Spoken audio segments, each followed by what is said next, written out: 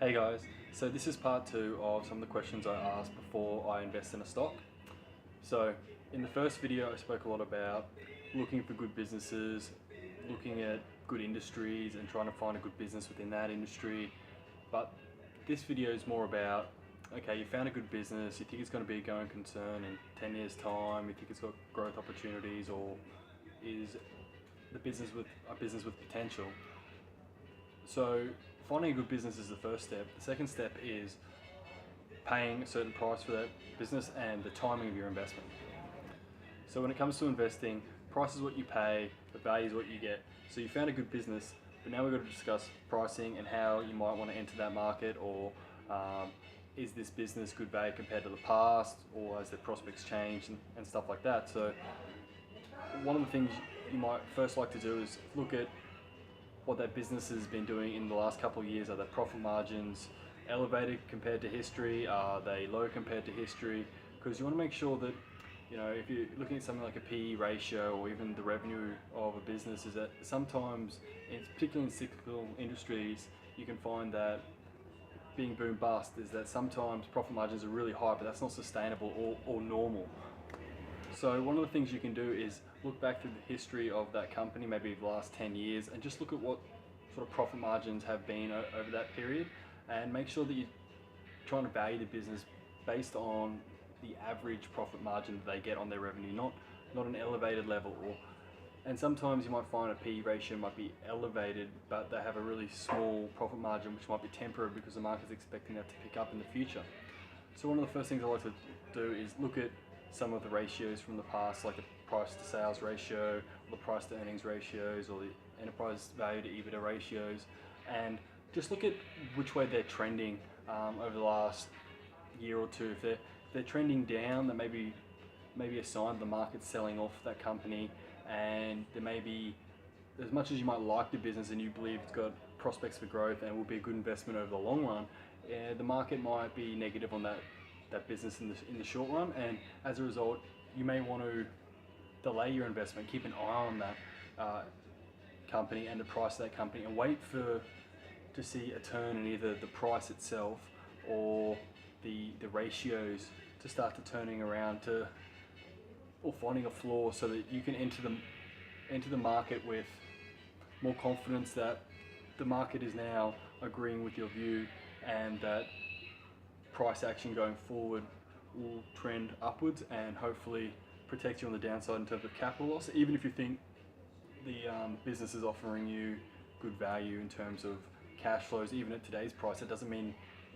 you can't get it for even better value in 3, 6, 12, 18 months time. So all of the time when you're reviewing businesses, you're looking for good businesses, and you're going to put them on a watch list, and you're going to keep an eye on them and look to pick your time to enter the market based on when sentiment changes around that stock. One of the questions I'll ask myself when I'm investing in a stock or a share or a company is how much daily volume is traded to that company, in the sense of how many shares or stocks are traded each day on average. Because everyone's portfolio will be different in size, but as an investor you want to be able to know that you can enter and exit an investment relatively efficiently without moving the price around too much. Because if there's not a lot of stock traded every day and you really want to get invested in this company, you may have to pay a premium to be able to obtain stock from the market. Like all investments, price is what you pay and value is what you get. So the higher price you pay, the lower the value will be over the long run of that investment. So ideally you want to be able to get in and out of stocks quickly without moving the price around too much. So ideally you want to be able to enter that position within a single day of trading, or if you've got a larger portfolio made up of maybe millions, is that you might still want to be able to get in and out of that position within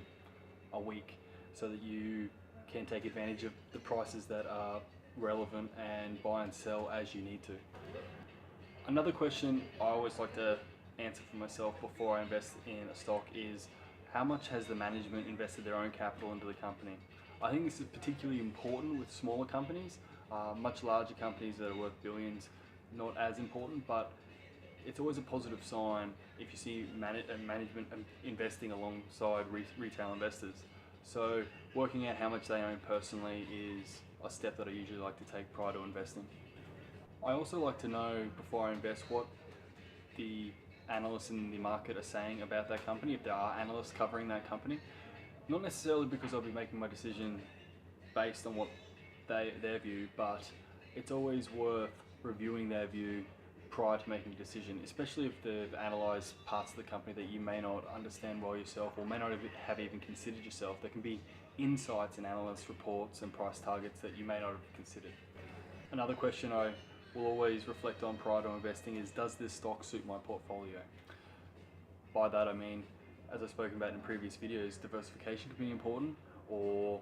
style of company or stock in the sense that, you know, if you're looking for cash flow from your stock investments, then maybe dividends are important, but not every company pays a dividend, so you might want to review what their dividend policy has been historically, or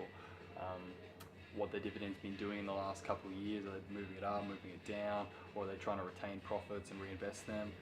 And finally, and maybe most importantly, one of the questions I always ask before I invest is, would I be comfortable owning this company for 5 years? By that I mean, if the market was shut down tomorrow and you couldn't sell your investment, do you believe in it enough in the long term that you sit there and go, you'd be comfortable holding that position for 5 years if you could never sell it?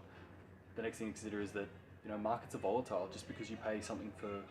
a company today doesn't mean the market's going to offer you the ability to sell that company at that price in a week's time, 6 months' time, or 12 months' time. So you need to know that the investment you're making, you're committed to for the long term. So these are some of the questions I would ask myself that are more relevant to me personally, and you would have different answers to these questions than me personally as well, but they should be asked prior to making any investment. Well, I hope you enjoyed this video, and as always, subscribe if you want to see more videos like this, comment below if you have any questions, like the video if you liked it, and share it with your friends and family if you think they get some value from it. See you in the next video.